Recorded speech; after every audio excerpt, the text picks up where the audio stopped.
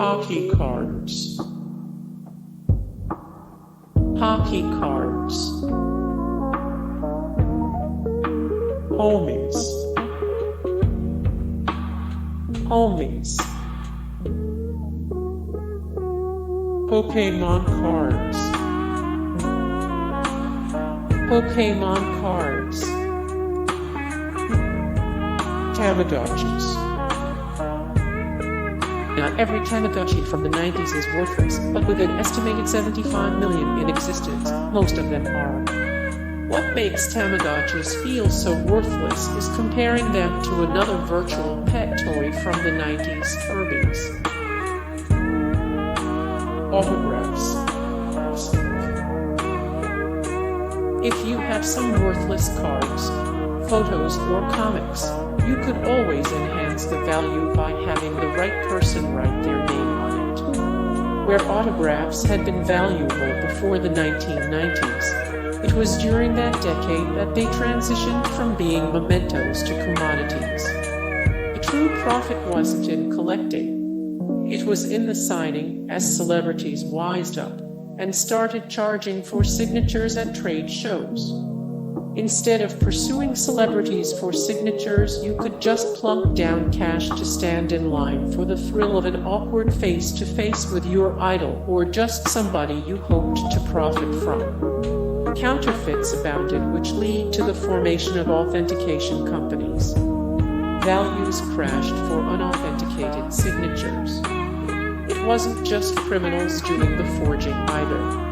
As fans overloaded sports teams and talent agents with snail mail requests, celebrities coped by responding with stamped or printed forgeries of their own. If you have an unauthenticated autograph from the 90s and didn't obtain it in person, it's probably fake. Basketball cards. Basketball cards followed the same path as other sports cards, where rising popularity led to increased production and dampened values during the course of the 1990s. But in the basketball arena, pun intended, we can easily identify another contributing factor: the dilution of the rookie card. Before the 90s, without exception, the most valuable card of any player was his rookie card, meaning the first card he appeared on. Buying the right player's rookie card before he established his greatness yielded the highest potential profit of any sports card investment. As more companies joined the industry, a player might have a different rookie card published by each company. This slightly diluted the value of each card, but cards from the scarcer sets would still ascend to be the most desirable. Tilda Magazine's Tilda.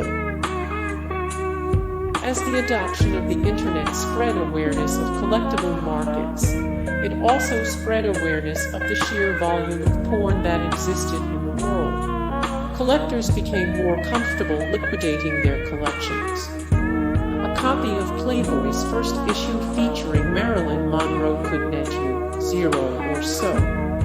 An original poster for Deep Throat could bring in 5 G's.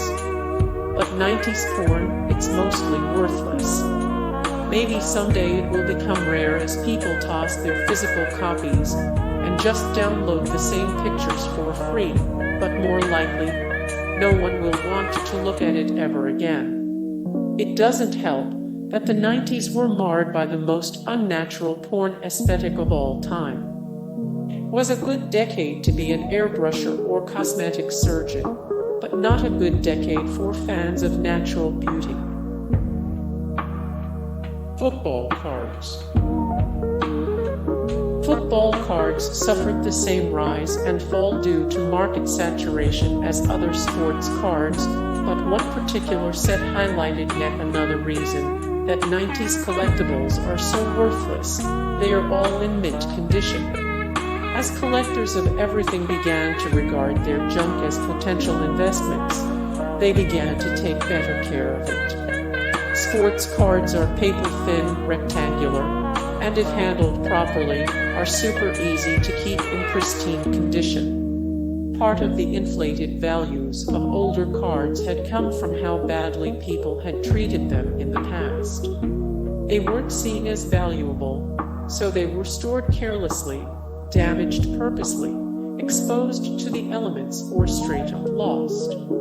They were rare to begin with, but mint examples were even more rare.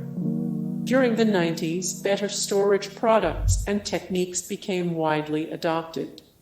Cards were kept away from sun, dampness, pets, and children. They suffered minimal transportation and were wrapped in plastic the moment they came out of the pack if buyers risked taking them out of the pack in the first place. Professional grading systems came into effect to delineate near mint cards from the elusive 10/10 cards. Proper storage technique became a point of pride. Then, along came the 1992 Collector's Edge football card set. It was made out of thick, but flexible plastic.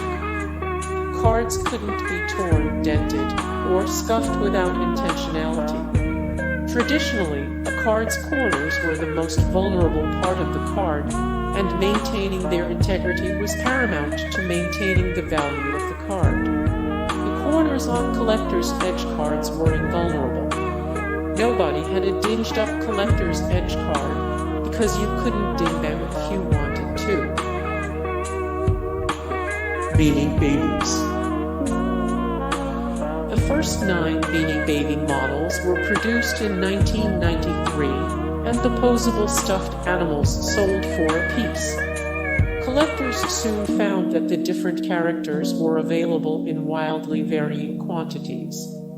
Designer Ty Warren's obsessive tendency to stop and start production over tiny details had led to uneven production numbers and shortages for the entire line. The variants sparked a lively secondary market for the rarer toys. An American collector named Penny Gallagher was able to buy a box of Beanie Babies from Germany, where the Fed had yet to catch on for $0. She sold the inventory at American prices and brought in $0. When the news of her exploits spread, people, especially parents, lost their goddamn minds. We found ourselves in a world where a Beanie Baby could literally be worth its weight in gold. At one point, Beanie Babies accounted for 10% of all eBay traffic. Comic book cards.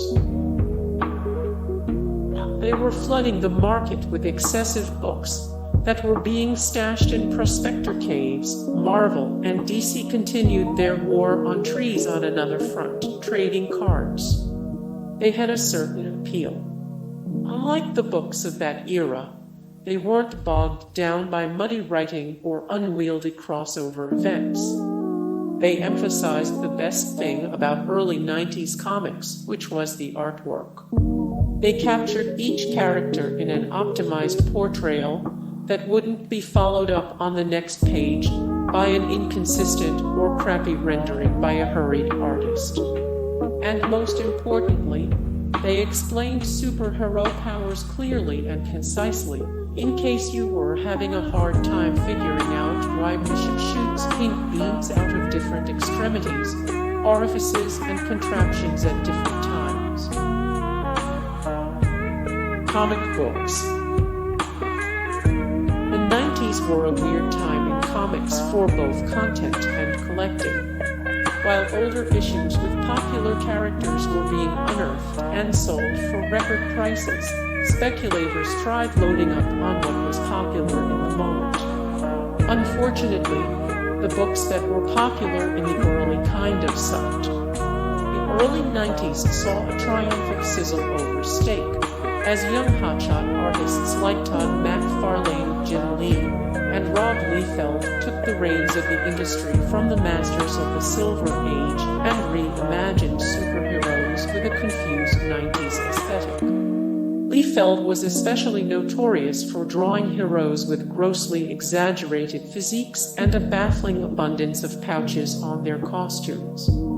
These rising stars wanted to own their work.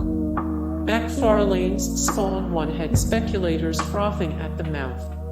As men in suits scooped up handfuls at a time, the company just printed more. 75 million copies are out there, mostly in superb condition and fairly worthless. Pogs. Pogs. Action figures. Action figures.